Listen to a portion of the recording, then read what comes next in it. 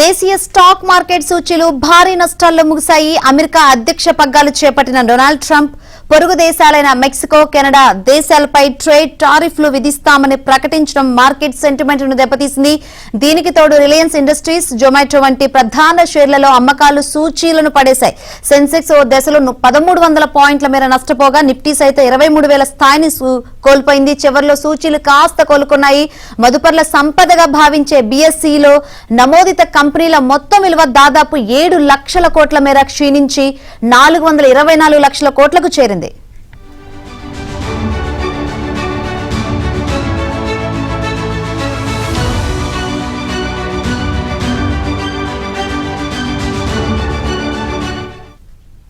సెన్సెక్స్ ఉదయం 77,261 పాయింట్ల వద్ద స్వల్ప లాభాల్లో ప్రారంభమైంది. కాసేపటికి నష్టాల్లోకి జారుకుంది. ఓ దశలో 700 పాయింట్ల మేర కోల్పోయిన సూచీ తర్వాత స్వల్ప లాభాల్లోకి వచ్చింది. మళ్లీ నష్టాల్లోకి వెళ్లిన సూచీ చివరి గంటలో భారీగా పతనమైంది.